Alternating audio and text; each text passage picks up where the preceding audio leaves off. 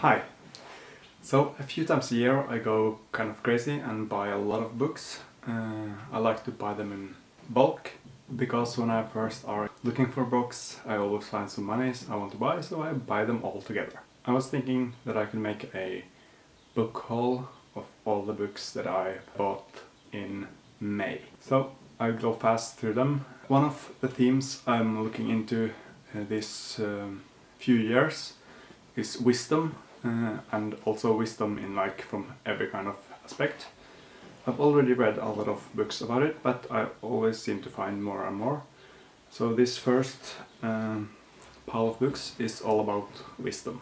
Wisdom and Humanness in Psychology, Prospects from a Christian Approach by C. Stephen Evans. Wisdom, God's Golden Key to Success by Mike Murdoch. Then Loving Wisdom, Christian Philosophy of Religion by Paul Copan. Then this little book, Where Wisdom is Found by G.B. Fesko. Wisdom in the Hebrew Bible, Exploring God's Twilight Zone by T.A. Perry. Then a little book called The Pursuit, Wisdom for the Adventure of Your Life. It's by Pat Williams with Jim Denny. Then a book called Proverbs, Wisdom for Today by Bob Jandian.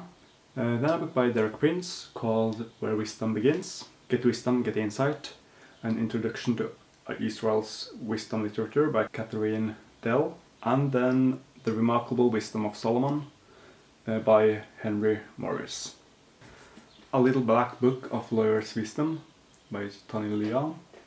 And lastly, The Wisdom of God, Seeing Jesus in the Psalms and Wisdom Books by Nancy Guthrie. Most of these wisdom books was bought from a Christian bookstore, so that's why most of them are God and Christianity related. This next bulk of books is different themes in life from mostly Christian perspective. And the first one is Work as Worship. The next one is Practicing Christian Patience by Jeffrey Bullock. And then a book called Flirting with Monasticism, Finding God on Ancient Paths by Karen E. Sloan. Then I bought Stephen Furtick's book, Crash the Chatterbox, Hearing God's Voice Above All Others.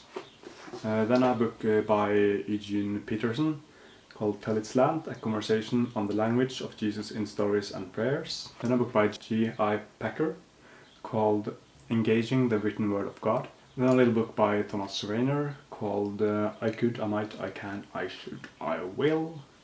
You Lost Me by David Kinnaman, Why Young Christians Are Leaving Church. And then two books by Andy Stanley. The first one is Since Nobody is Perfect, How Good is Good Enough. And then Communicating for a Change. And then lastly, this book in Norwegian called Det mystiske ansiktet. It's like The Mystical Face, and this is by a friend of mine called David Olleskjær, and it's about the Shroud of Turin.